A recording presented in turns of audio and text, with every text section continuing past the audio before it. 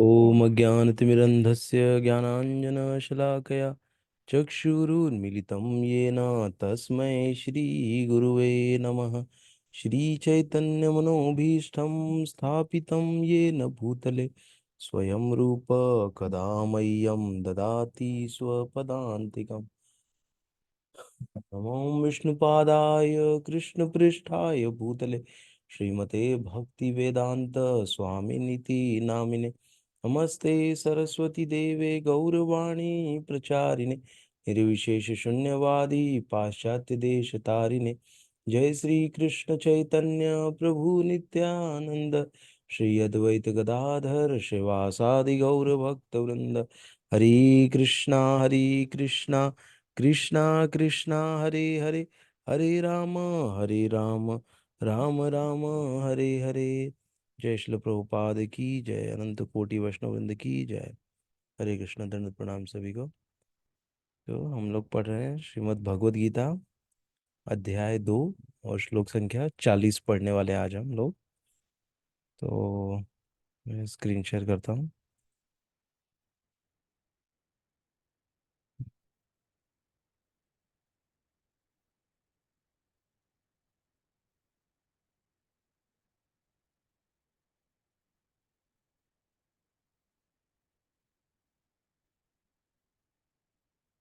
सांख्य का हमने पढ़ा था कि कैसे भगवान उनको सांख्य के बारे में बताते हैं।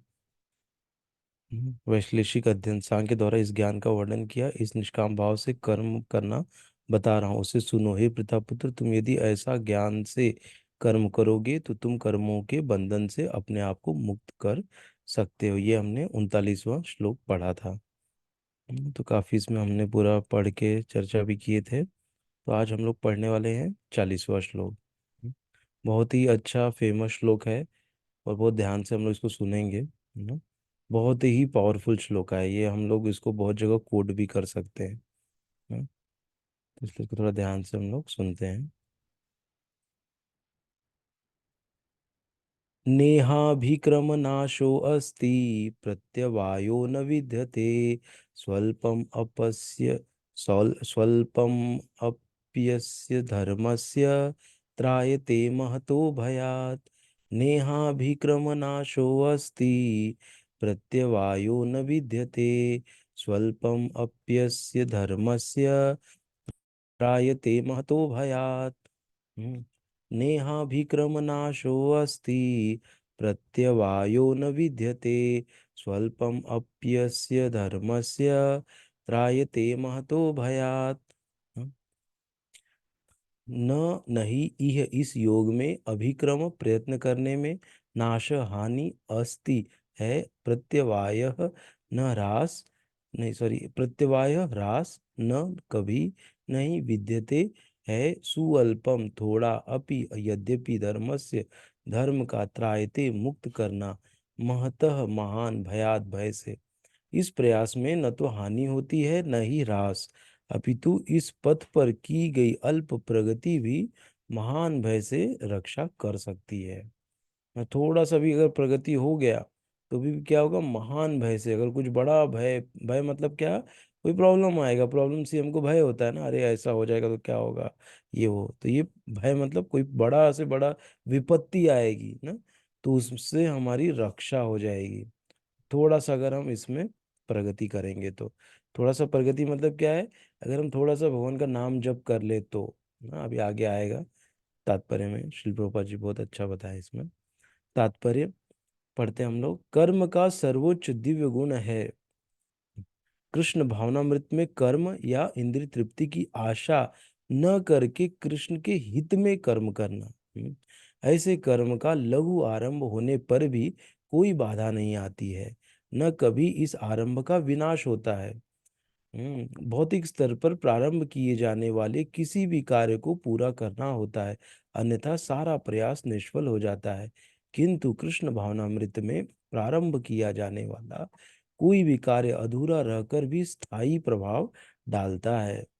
हम्म ना, जैसे हम लोग देखते हैं कि अगर हम लोग यहाँ पर, अगर हमारा सपोज कोई काम कर रहे हैं ना, अगर हम उसको पूरा ना करें तो वो काम क्या हो गया, वो अधूरा रह जाएगा ना, फिर उसका कोई महत्व ही नहीं रहेगा। जैसे एक बिल्डिंग बनाना चालू किया ना, बिल्डिंग बनाने चालू किया और बिल्डिंग खड़ी भी हो गई 6 फ्लोर, लेकिन क्या हुआ, कुछ भाई और बहनों के बीच में कोई मतभेद हो गया उस जगह का भी, और उसकी वजह से क्या स्टे ला दिया ना, और स्टे ला दिया तो क्या काम रुक गया वहां पे। और फिर क्या, वैसे ही जो इमारत बनी है बड़ी सी, वो वैसे की वैसी रह गई ना, तो उसको हम कंप्लीट बोलेंगे क्या? वो कंप्लीट नहीं हुआ, वो क्या हो गया, इनकम्प्लीट हो गया। अभी उसमें ना कोई जाके रह सकता है, ना कुछ कोई कर सकता है ना, वैसे की वैसी वो जो बड़ी सी बिल्डिंग है, इमारत है, वैसी खड़ी रहेगी, तो उसका कोई महत्व नहीं है। तो इस भौतिक जगत में अगर हम कुछ आरंभ किए, अगर उसको हम खत्म नहीं करते, तो क्या होगा, उसका कोई मोल नहीं रहेगा, कोई वैल्यू नहीं रहेगी। हाँ? कोई भी चीज़ में हम देख लेते हैं ना, ऐसे ही तो जस्ट एक एग्जांपल दिया इमारत का। कोई भी चीज़ अगर हम लोग कुछ बना रहे हैं ना, अगर बनाने को विधि पूरी भी नहीं की, तो क्या हो जाएगा, खाना है जो बना रहे हैं वो कच्चा रह जाएगा, उसको खा ही नहीं पाएंगे, ना खा पाएंगे ना मुंह से निकाल पाएंगे, ऐसी हालत हो जाएगी ना। तो इसीलिए जो भी कार्य है, लेकिन यही कह रहे हैं कि लेकिन इस कृष्ण भावनामृत में अगर थोड़ा भी हमने कर दिया, तो उसका कोई ह्रास नहीं होगा ना, वो कभी कम होने वाला है। वो इस शरीर से हम दूसरे शरीर में जाएंगे, वहां पे भी वो वैसे का वैसा ही रहेगा। अगर हमने 4% किया है कोई चीज अचीव, तो नेक्स्ट लाइफ में भी 4% के आगे से ही हम चालू करेंगे ना, ऐसे। हम्म। तो ये बहुत बड़ा क्या है, इसका फायदा है ना, कृष्ण भावनामृत में किया जाने वाला कर्म ना, वो भौतिक जगत के जैसा कर्म नहीं है, वो यहाँ पर बता रहे हैं। अतः ऐसे कर्म करने वाले को कोई हानि नहीं होती, चाहे यह कर्म अधूरा ही क्यों न रह जाए। यदि कृष्ण भावनामृत का 1% भी कार्य पूरा हुआ हो, तो उसका स्थायी फल होता है। अतः अगली बार 2% से शुभारंभ होगा ना। अगर हमने 1% कर लिया है ना, एक माला सपोज हमने लाइफ में किया, और कुछ कारणवश हमारा देहांत हो गया ना, आगे चल के अगर एक ही माला खाली किया, तो अगले वाला लाइफ में क्या होगा, हमारा वो एक के ऊपर चालू होगा कि हमने एक माला किया है ऐसे। जैसे कहते हैं ना कि अगर हम, एक ऐसे ही हुआ था एक बार बुक डिस्ट्रीब्यूशन में, कि एक व्यक्ति ने पूरा भागवतम का सेट लिया था, और वो फॉरेन का स्टोरी है ये। तो उसका क्या हुआ कि उसने खरीद लिया, और उसका एक एक हफ्ते बाद ही शायद देहांत हो गया।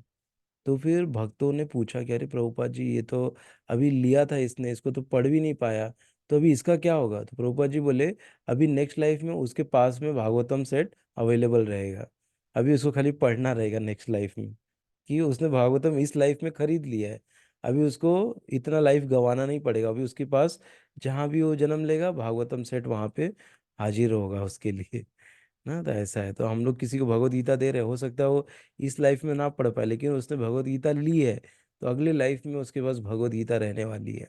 जिस भी घर में जन्मेगा वहाँ पे भगवत गीता अवेलेबल रहेगी, और वो व्यक्ति, वो जो भी है वो पढ़ेगा उसको।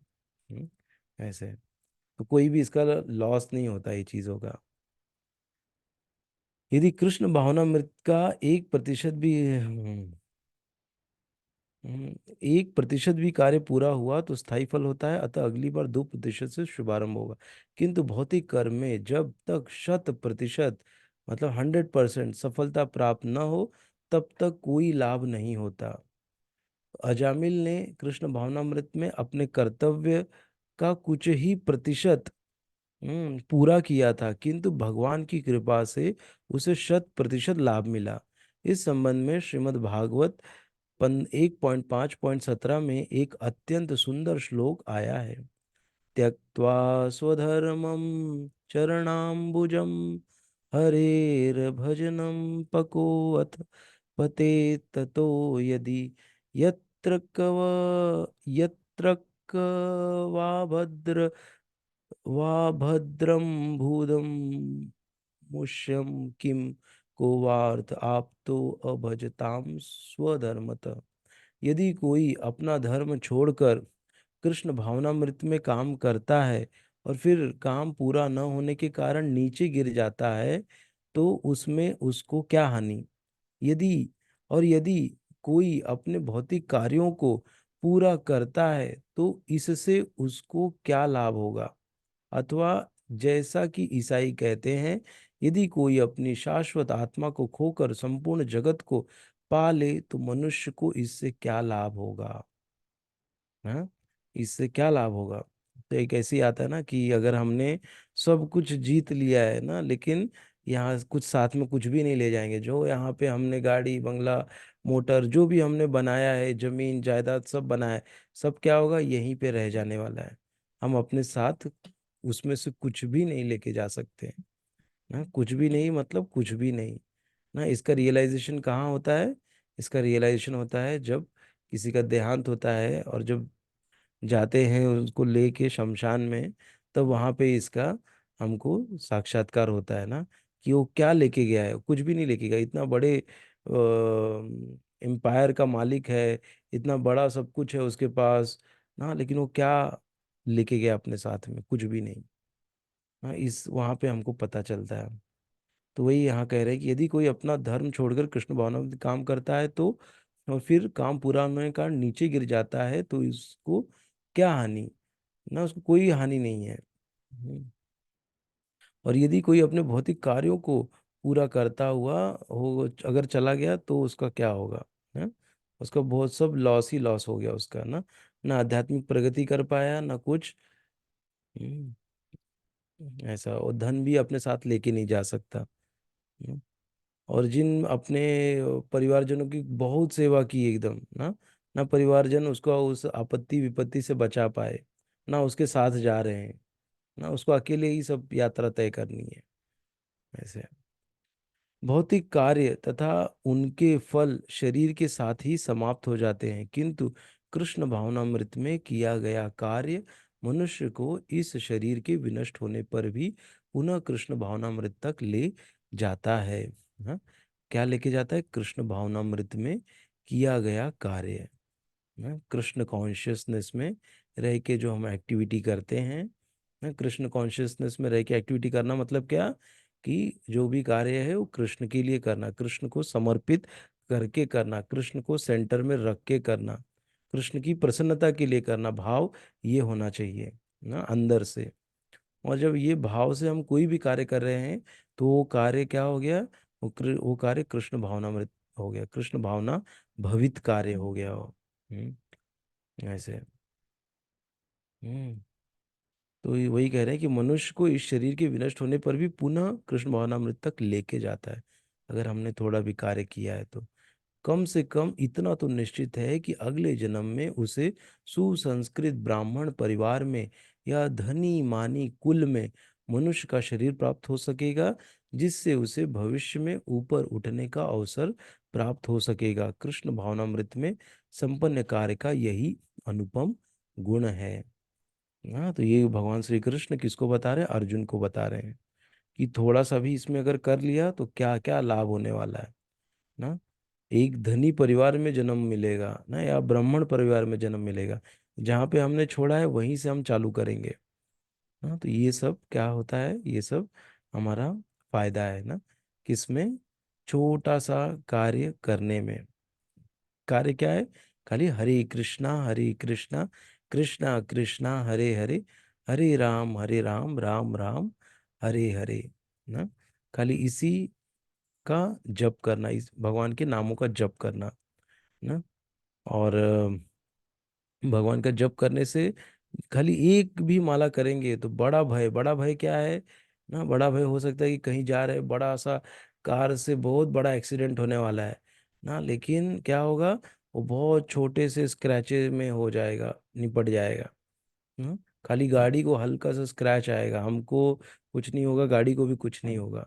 बहुत बड़ा मेजर एक्सीडेंट होने वाला था लेकिन उससे हमारी क्या होगी, रक्षा हो गई ना। कोई तो खाई में गिरने वाली थी, लेकिन क्या हो गया, ऊपर ही लटक गई कार, गिरी नहीं खाई में।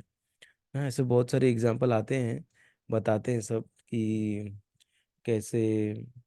एक बार ऐसे ही कि एक बता रहे थे कि अ, यहाँ पे कोंकण में गए थे।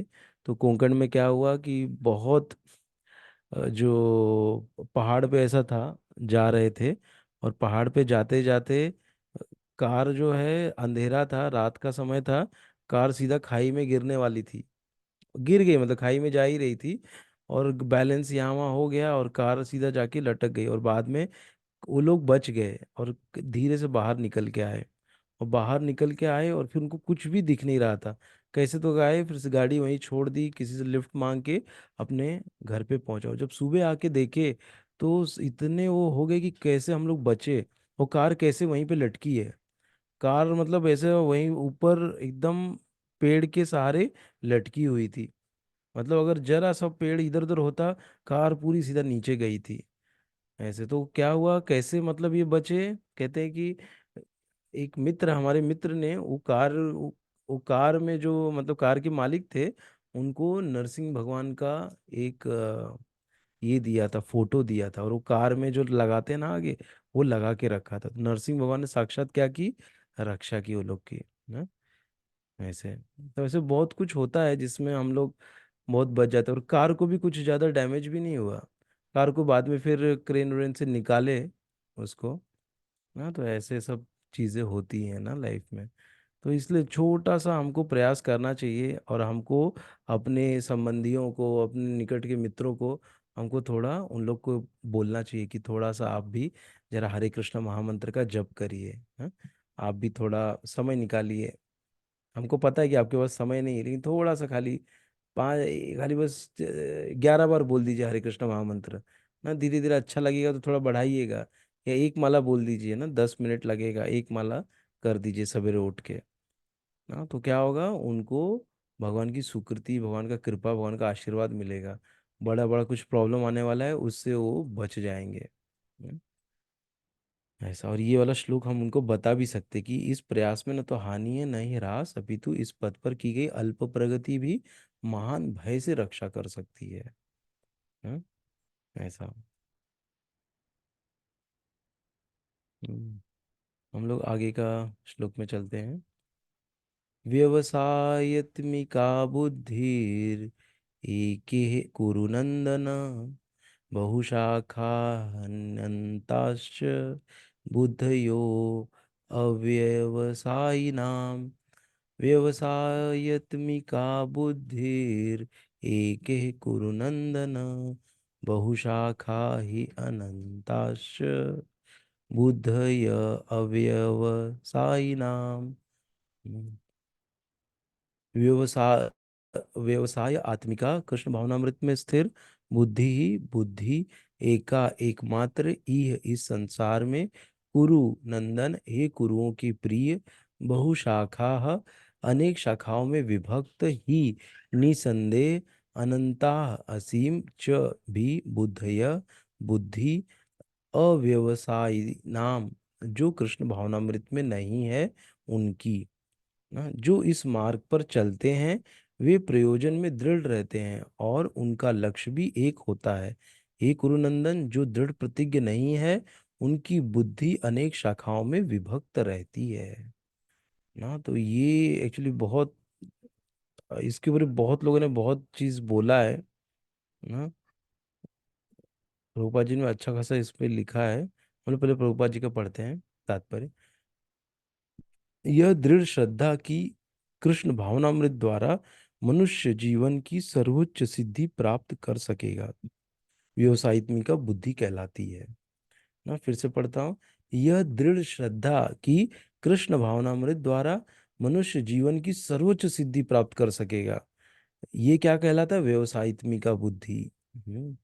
श्रद्धा शब्दे विश्वास कहे सुदृढ़ निश्चय, कृष्ण भक्ति कैले सर्व कर्म कृत है। हाँ, ये भी बहुत अच्छा कोट करते हैं सब लोग, बहुत अच्छा लगता है ये भी बोलने में, कि कृष्ण भक्ति कैले सर्व कर्म कृत है ना। मतलब क्या कि अगर हम लोग श्रद्धा है, विश्वास के साथ, दृढ़ सुदृढ़ निश्चय के साथ अगर कृष्ण भक्ति हम लोग कर रहे हैं, तो सब कर्म कृत होगी। कृष्ण भक्ति कर दिया, सब कुछ हो गया है। अलग से जाके ये करो वो करो करने की जरूरत नहीं, बस कृष्ण भक्ति हो गई तो आपका सब हो गया ना। जैसे हरिनाम कर दिया, बस हो गया, अभी आपका काम हो गया।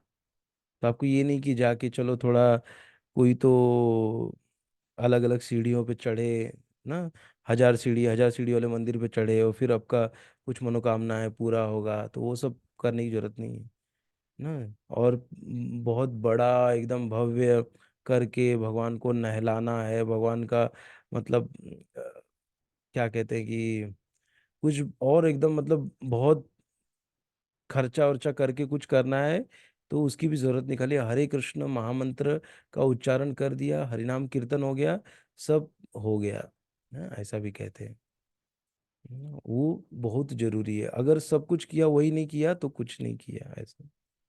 हाँ, तो इसीलिए हरे कृष्ण महामंत्र ना, और कृष्ण भक्ति कैले सर्व कर्म कृत है ना। हम्म। तो आपको अलग से जाके योगा और ये सब हठ योग ये सब करने की जरूरत नहीं है। आप कृष्ण भक्ति कर दिए, आपका हो गया काम। श्रद्धा का अर्थ है किसी अलौकिक वस्तु में अटूट विश्वास। जब कोई कृष्ण भावनामृत के कार्य में लगा होता है तो उसे परिवार, मानवता, राष्ट्रीयता से बंधकर काम कार्य करने की आवश्यकता नहीं होती। पूर्व में किए गए शुभ अशुभ कर्मों के फल ही उसे सकाम कर्मों में लगाते हैं। जब कोई कृष्ण भावनामृत में संलग्न हो तो उसे अपने कार्यों के शुभ फल के लिए प्रयत्नशील नहीं रहना चाहिए ना। आएगा जो आएगा, सब किसको अर्पण है? भगवान को है। शुभ भी भगवान को अर्पण, अशुभ हो रहा है वो भी भगवान को अर्पण ना। भगवान सब लेने में समर्थ है। जब कोई कृष्ण भावनामृत में लीन होता है तो उसके सारे कार्य आध्यात्मिक धरातल पर होते हैं ना। ये भी बहुत इंपॉर्टेंट लाइन है। जब कोई कृष्ण भावनामृत में लीन होता है तो उसके सारे कार्य आध्यात्मिक धरातल पर होते हैं, क्योंकि उनमें अच्छे तथा बुरे का द्वैत नहीं रह जाता। कृष्ण भावनामृत की सर्वोच्च सिद्धि देहात्म बुद्धि का त्याग है। कृष्ण भावनामृत की प्रगति के साथ क्रमशः यह अवस्था स्वतः प्राप्त हो जाती है। कृष्ण भावना भवित व्यक्ति का दृढ़ निश्चय ज्ञान पर आधारित है। वासुदेव सर्वमिति स महात्मा सुदुर्लभ। कृष्ण भावना भवित व्यक्ति अत्यंत दुर्लभ जीव है, जो भली भांति जानता है कि वासुदेव या कृष्ण समस्त प्रकट कारणों के मूल कारण है। जिस प्रकार वृक्ष की जड़ सींचने पर स्वतः ही पत्तियों तथा टहनियों में जल पहुंच जाता है, उसी प्रकार कृष्ण भावना भवित होने पर मनुष्य प्रत्येक प्राणी की अर्थात अपनी परिवार की, समाज की, मानवता की सर्वोच्च सेवा कर सकता है। यदि मनुष्य के कर्मों से कृष्ण प्रसन्न हो तो प्रत्येक व्यक्ति संतुष्ट होगा। हम्म। अगर भगवान श्री कृष्ण प्रसन्न हो गए तो सब कुछ, सब व्यक्ति संतुष्ट हो जाएंगे, प्रसन्न रहेंगे। किंतु कृष्ण भावनामृत में सेवा गुरु के समर्थन निर्देशन में ही ठीक से हो पाती है, क्योंकि गुरु कृष्ण का प्रामाणिक प्रतिनिधि होता है, जो शिष्य के स्वभाव से परिचित होता है और उसे कृष्ण भावनामृत की दिशा में कार्य करने के लिए मार्ग दिखा सकता है। अतः कृष्ण भावनामृत में दक्ष होने के लिए मनुष्य को दृढ़ता से कर्म करना होगा और कृष्ण के प्रतिनिधि की आज्ञा का पालन करना होगा। हाँ, कृष्ण के प्रतिनिधि मतलब कौन? गुरु। गुरु की आज्ञा का पालन करना होगा। उसे गुरु के उपदेशों को जीवन का लक्ष्य मान लेना होगा। श्रील विश्वनाथ चक्रवर्ती ठाकुर ने गुरु की प्रसिद्ध प्रार्थना में उपदेश दिया है। यस्य प्रसादात भगवत प्रसादो, यस्य प्रसादान्न गति कुतो अपि, ध्यायम स्तु ध्यायम न स्तु वंस्तस्य यशस्त्रिसंध्यम, वंदे गुरु श्री चरणारविंदम। ना ये आता है मंगल आरती में ना। गुरु की तुष्टि से भगवान भी प्रसन्न होते हैं। गुरु को प्रसन्न किए बिना कृष्ण भावनामृत के स्तर तक पहुंच पाने की कोई संभावना नहीं रहती। अतः मुझे उनका चिंतन करना चाहिए और दिन में 3 बार उनकी कृपा की याचना करनी चाहिए और अपने गुरु को सादर नमस्कार करना चाहिए। ना यशस्त्री संध्यम, संध्यम मतलब 3 बार होता है ना, गायत्री ना, तो उसी को कहते हैं कि 3 बार उनकी कृपा की याचना करनी चाहिए और अपने गुरु को सादर नमस्कार करना चाहिए। किंतु यह पूर्ण पद्धति देहात्म बुद्धि से परे सैद्धांतिक रूप में नहीं, वरन व्यवहारिक रूप में पूर्ण आत्मज्ञान पर निर्भर करती है। जब सकाम कर्मों से इंद्रिय तृप्ति की कोई संभावना नहीं रहती, जिसका मन दृढ़ नहीं है, वही विभिन्न सकाम कर्मों की ओर आकर्षित होता है। हाँ, तो यहाँ पर सबसे महत्वपूर्ण वर्ड जो है इसका है एके है। एकमात्र, एक है इस संसार में ना, कि एक होना चाहिए आपको। क्या है आपका जो लक्ष्य है वो क्लियर होना चाहिए ना। तो उसमें ये नहीं इफ बट, अरे थोड़ा ये भी कर लूँ क्या, थोड़ा वो भी कर लूँ क्या। नहीं, आपको क्या करना है ना, पाथ आपको दिख गया है, मिल गया है, वो पाथ पे कैसे भी करके आपको चलते रहना, चलते रहना, चलते रहना ना, रुकना नहीं है। हाँ, तो वो आपको क्लियर है और आपको विश्वास भी है कि मैं सही पाथ पे हूँ, मैं सही जा रहा हूँ, जा रही हूँ। हाँ, ये एक बार आपका क्लियर हो गया, फिर क्या है, आप ये नहीं करे चलो थोड़ा उधर भी जाके हम लोग ये भी कर लेते हैं, थोड़ा ये भी कर लेते हैं, इससे हमको थोड़ा अच्छा होगा, उससे अच्छा होगा। तो ध्यान भटकना नहीं चाहिए हमको ना। हमको क्या लगता है, और ये ध्यान भटकेगा कब, अज्ञान के कारण ना। जब अज्ञान नहीं होगा तभी हम बोलेंगे ना, अरे चलो थोड़ा ये बाबा के पास भी जाते, वो बाबा के पास जाते हैं ना, अलग अलग चीजों पे हमारा ध्यान बट बट जाता है। इसीलिए यहाँ कहा है अनेक शाखाओं में विभक्त ना, बहुशाखा, अव्यवसायी नाम जो कृष्ण भावनामृत में नहीं है। जो इस मार्ग पर चलते हैं वे प्रयोजन में दृढ़ रहते हैं ना, और उनका लक्ष्य भी एक होता है, एक ही लक्ष्य होना चाहिए ना। हे कुरुनंदन, जो दृढ़ प्रतिज्ञ नहीं है उनकी बुद्धि अनेक शाखाओं में विभक्त रहती है। तो बहुत सब दिमाग में चलते रहता है ना, अगर दृढ़ प्रतिज्ञ नहीं है तो ना, अपने काम में वो क्या दृढ़ नहीं है तो, जो कर रहा है उसमें दृढ़ नहीं है तो। हम्म,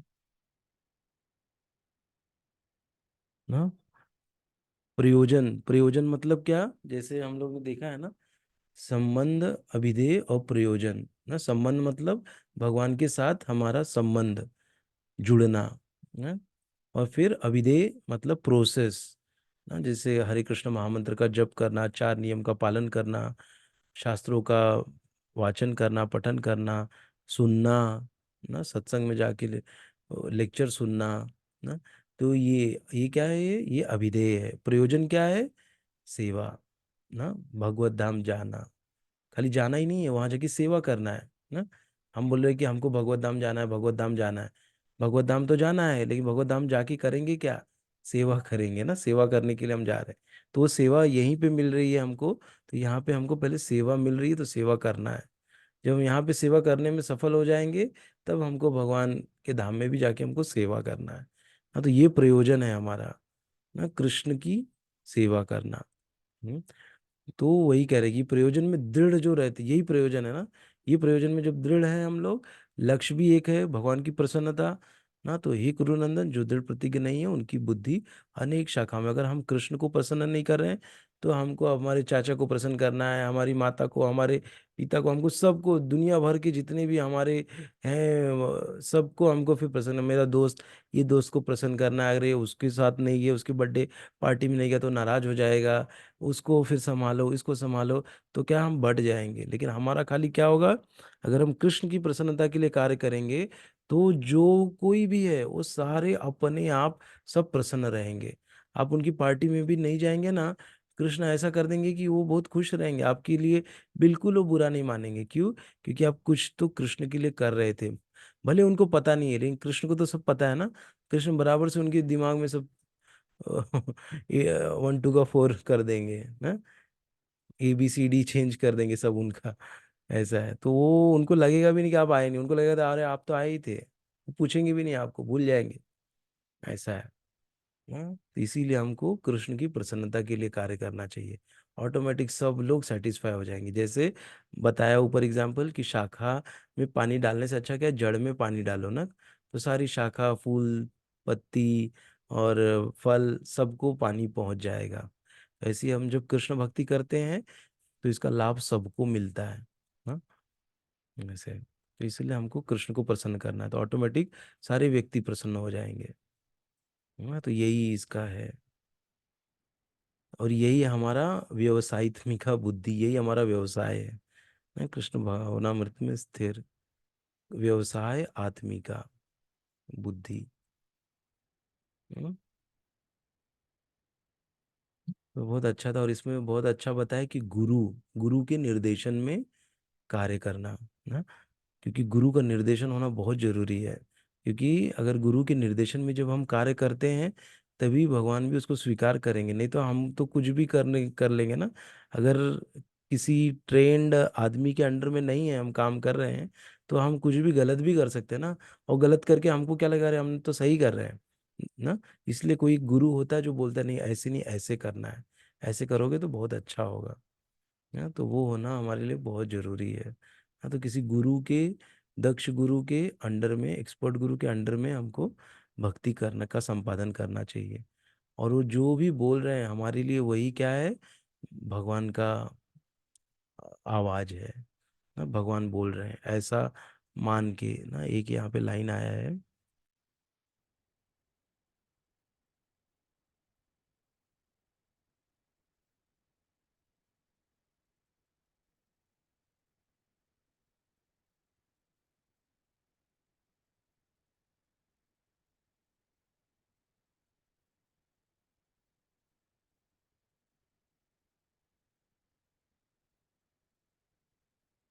एक लाइन आया था, किंतु कृष्ण भजन में सेवा गुरु के समर्थन निर्देश में ही ठीक से हो पाती है, क्योंकि गुरु कृष्ण का प्रामाणिक प्रतिनिधि होता है, जो शिष्य के स्वभाव से परिचित होता है। हाँ, ये वाला लाइन, उसे गुरु के उपदेशों को जीवन का लक्ष्य मान लेना होगा ना। गुरु ने जो बोला है, उपदेश दिया है, उसको क्या है, जीवन का लक्ष्य वही है उसके लिए। हम्म। ना? गुरु ने अगर कुछ उपदेश दे दिया, उसको पर्सनल मैसेज दे दिया, तो उसी को जीवन का लक्ष्य, जैसे शिल प्रभुपाद जी को बोला क्या था कि आप जाकर पाश्चात्य देश में प्रचार करो, तो प्रभुपाद जी ने क्या कर लिया, उसी को अपने जीवन का लक्ष्य मान लिया ना। और फिर उसी को पोषण देते गए, खुद को मजबूत करते गए, प्रबुद्ध बनाते गए खुद को ना। और फिर जाकर उन्होंने सन 2022, सॉरी 1922 में उनको बताया था। और वो कब गए फॉरेन में, 1966 में। 22 से लेके 66 तक में कितना उन्होंने खुद को पूरा प्रिपेयर किया, ऐसा हम देख सकते हैं ना। कितना खुद को तैयारी की उन्होंने, पूरा पढ़ के, फिर मैगजीन लिखना, और फिर इंग्लिश में वो टाइम पे लेक्चर देना ना। वो टाइम पे को क्या ज़्यादा लोग को थोड़ी क्या इंग्लिश इतना आती थी ना, फिर भी वो इंग्लिश दे दे के, जहाँ पे किसी को कुछ भी नहीं समझता था, फिर भी वो इंग्लिश में ही जाके प्रवचन देते थे। वहाँ पे सब हिंदी भाषी बैठे रहते थे, लेकिन वो जाके इंग्लिश में ही प्रवचन देते थे। उनको क्या था, गुरु का आदेश का पालन करना था ना। उनको अपना इंग्लिश बोलने का शैली सुधारना था ना। तो इसीलिए वो इंग्लिश में दे, किसी को कुछ समझ में नहीं आता था, फिर भी वो बोलते थे, बाद में समझाते थे, लेकिन ये था मतलब उनका। हम्म। और ये वाला श्लोक आया जो कि गुरु की तुष्टि से भगवान भी प्रसन्न होते हैं ना। गुरु को अगर हमने प्रसन्न कर लिया, तो भगवान प्रसन्न हो जाएंगे। हाँ, गुरु को ऐसे भी कहते हैं, जो सन्यासी गुरु हैं, दीक्षा गुरु, ये लोग, तो उनको मतलब ये भगवान की जो एकदम अंतरंग पार्षद है ना, जो हमारे लिए आए हैं, हमको यहाँ से भगवत धाम ले जाने के लिए आए हैं। और वो गुरु सखी भी कहते हैं उनको, कि वो भगवान की एकदम सखी है। क्योंकि जो सेवा का कार्य रहता है ना, वो किसके हाथ में रहता है, भगवान की सेवा का, श्रीमती राधा रानी के। और राधा रानी का जो सेवा किसको डिस्ट्रीब्यूट करती है, सखियों को। हाँ, उनकी सखी, फिर सखी के नीचे मंजरी आती हैं, फिर ऐसे ऐसे नीचे नीचे शाखाएं रहती हैं उनकी, तो वो काम वो करेगी, ये करेगी, ऐसे करके। तो सब जो भगवान की प्रसन्नता का कार्य का पूरा दारोमदार श्रीमती राधा रानी के पास है। तो ये गुरु सब वही सखियों में से एक रहती हैं ना। इसीलिए हमको गुरु के अंडर में रह के ही भक्ति करना चाहिए। गुरु हमारा मार्गदर्शन करते कि आप ये सेवा करो, क्योंकि गुरु अच्छे से जानते हैं हमारी कैपेसिटी क्या है, हम क्या कर सकते हैं।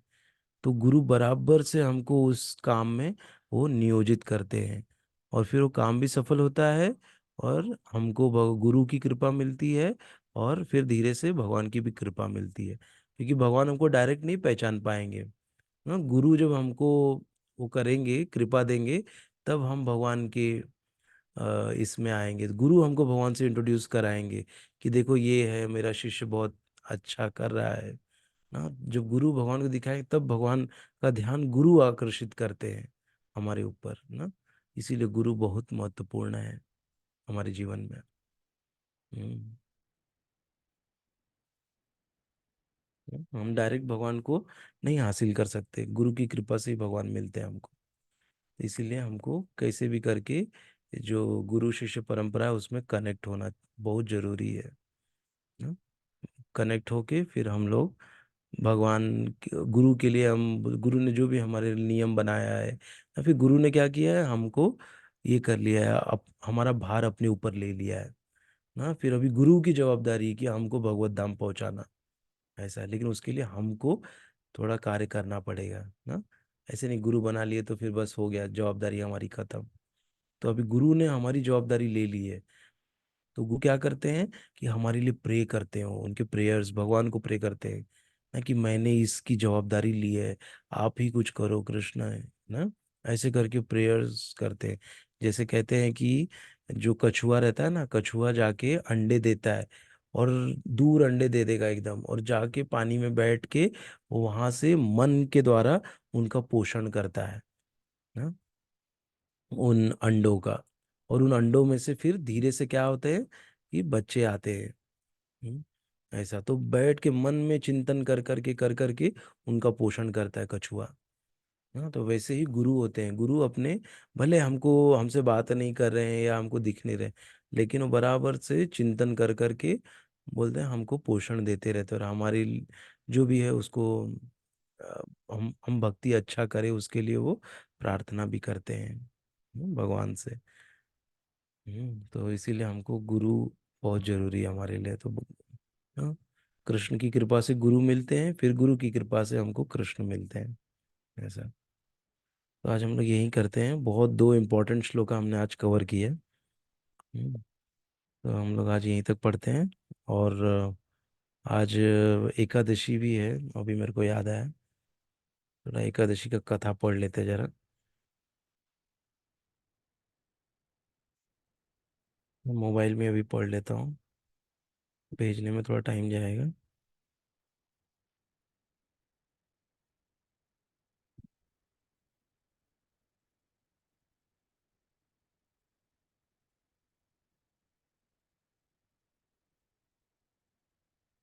हम्म। आज है विजया एकादशी। युधिष्ठिर ने पूछा, हे वासुदेव, फाल्गुन गुजरात महाराष्ट्र के अनुसार माघ के कृष्ण पक्ष में किस नाम की एकादशी होती है? उसका व्रत करने की विधि क्या है? कृपा करके बताइए।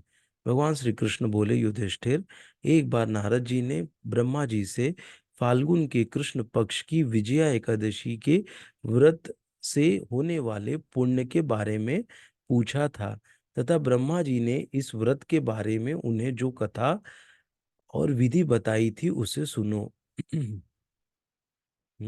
ब्रह्मा जी ने कहा, नारद, यह व्रत बहुत ही प्राचीन, पवित्र और पाप नाशक है। यह एकादशी राजाओं को विजय प्रदान करती है, इसमें तनिक भी संदेह नहीं है।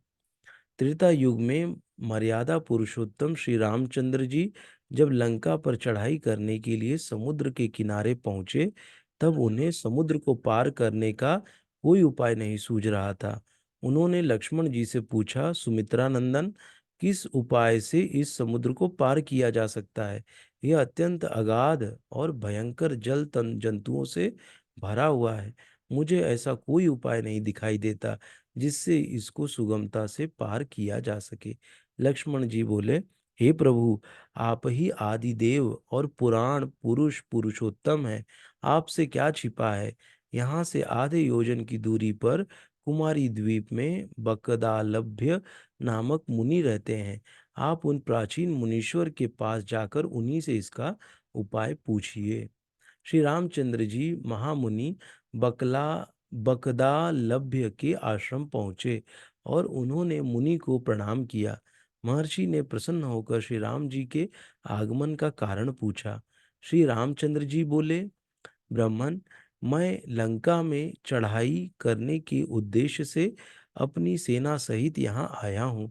मुने, अब जिस प्रकार समुद्र पार किया जा सके, कृपा करके वह उपाय बताइए। बगदा लभ्य मुनि ने कहा, हे श्री राम जी, फाल्गुन के कृष्ण पक्ष में जो विजया नाम की एकादशी होती है, उसका व्रत करने से आपकी विजय होगी। निश्चय ही आप अपनी वानर सेना के साथ समुद्र को पार कर लेंगे। राजन, अब इस व्रत की फलदायक विधि सुनिए।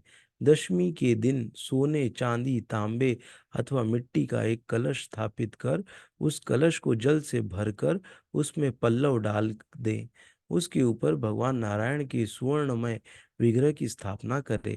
फिर एकादशी के दिन प्रातःकाल स्नान करें, कलश को पुनः स्थापित करें, माला, चंदन, सुपारी, नारियल आदि के द्वारा विशेष रूप से उनका पूजन करें। कलश के ऊपर सप्त धान्य और जौ रखें। गंध, धूप, दीप और भांति भांति के नैवेद्य से पूजा करें। कलश के सामने बैठकर उत्तम कथा, वार्ता आदि के द्वारा सारा दिन व्यतीत करें और रात में भी वहां जागरण करें। अखंड व्रत की सिद्धि के लिए घी का दीपक जलाएं। हम्म। फिर द्वादशी के दिन सूर्योदय होने पर उस कलश को किसी जलाशय के समीप, झरने या पोखर के नदी, झरने या पोखर के तट पर स्थापित करें और उसकी विधिवत पूजा करके देव प्रतिमा सहित उस कलश को वेद वेत्ता ब्राह्मण के लिए दान कर दें। कलश के साथ ही और भी बड़े बड़े दान देने चाहिए। श्री राम, आप अपने सेनापतियों के साथ इसी विधि से प्रयत्न पूर्वक विजय एकादशी का व्रत कीजिए। इससे आपकी विजय होगी। ब्रह्मा जी कहते हैं, नारद, यह सुनकर श्री रामचंद्र जी ने मुनि के कथनानुसार उस समय विजया एकादशी का व्रत किया। उस व्रत के करने से श्री रामचंद्र जी विजयी हुए। उन्होंने संग्राम में रावण को मारा, लंका पर विजय पाई और सीता को प्राप्त किया। बेटा, जो मनुष्य इस विधि से व्रत करते हैं, उन्हें इस लोक में विजय प्राप्त होती है और उनका परलोक भी अक्षय बना रहता है। भगवान श्री कृष्ण कहते हैं, युधिष्ठिर, इस कारण विजया का व्रत करना चाहिए। इस प्रसंग को पढ़ने और सुनने से वाजपेय यज्ञ का फल मिलता है। हम्म, तो बहुत ही अच्छा ये है ना आज का एकादशी। तो इसके लिए हमको थोड़ा अच्छे से इसमें प्रार्थना करके भगवान को प्रे करना चाहिए कि हमारे भी जीवन में बहुत सारे ऐसे ना शत्रु हैं जो हमको भक्ति में आगे बढ़ने के लिए रोकते हैं। ना शत्रु मतलब कहाँ है? हमारे अंदर ही सारे शत्रु बैठे हैं ना। काम, क्रोध, लोभ, मोह, मोह, मद, मत्सर, ईर्ष्या, क्या क्या है, सब हमारे अंदर बैठे हैं। तो इनका क्या करिए? इनको सबको काटिए ना। आप इनको सबको काटिए ना, इन शत्रु को मारिए, इन शत्रुओं पर मेरी विजय दिलाइए हमको, जिससे कि हम आपकी भक्ति अच्छे से कर पाए। भगवान से प्रार्थना करते हैं हम लोग आज। और बहुत लोगों को ऐसा भी प्रश्न होगा कि महाशिवरात्रि कब है ना। तो जैसे, और बहुत भक्त लोग उपवास भी रखते हैं, तो उपवास कब रखा जाए ना। तो जैसे वैष्णव कैलेंडर के हिसाब से हम लोग फॉलो करते हैं, तो आज हमने व्रत रखा ना, बाकी लोगों ने कल ही रखा था ना। क्योंकि वैष्णव का जो कैलेंडर होता है वो सूर्य की गणना के हिसाब से बनता है ना। बाकी जो कैलेंडर है वो चंद्रमा के हिसाब से बनता है ना। तो सूर्य के हिसाब से जो एकादशी आज है, और कल हम पारण करेंगे द्वादशी में। और जो महाशिवरात्रि है ना, बाकी लोगों के लिए कल है, हमारे लिए परसों है ना, वैष्णव कैलेंडर के हिसाब से। तो परसों जो उपवास रखना चाहते हैं रख सकते हैं। हम्म। ऐसे जैसे किसी ने अगर आज एकादशी का व्रत का पालन नहीं किया है, तो वो लोग कल भी रख सकते हैं, कोई वो नहीं है। कल वो उपवास रख लें ना। लेकिन एकादशी आज रखिए तो कल पहले पारण करके फिर परसों हमको उपवास रखना है। ठीक है। हम्म। वैसे किसी को कोई प्रश्न है? मैं थोड़ा म्यूट करता हूँ। किसी कुछ बोलना है तो अनम्यूट करके बोल सकते हैं।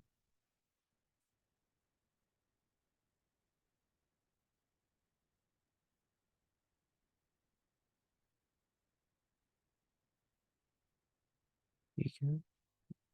तो हम वैष्णव में सबसे महान वैष्णव शिव जी हैं।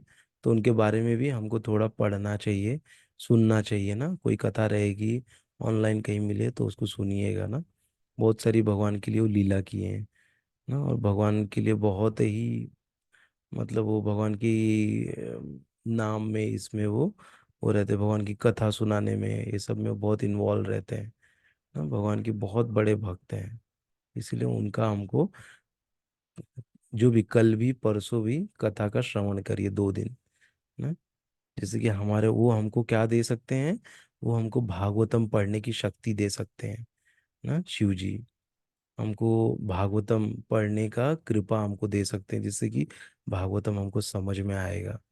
हाँ, तो इसके लिए उनसे हमको बहुत प्रेयर करना चाहिए, और हमको एक अच्छा भक्त बनने के लिए भी बहुत कृपा उनसे मिल सकती है हमको। हाँ, तो ये हमारे लिए एक अपॉर्चुनिटी है, भगवान शिव जी को प्रसन्न करके उनसे आशीर्वाद लेना और भक्ति में आगे बढ़ना। ठीक है,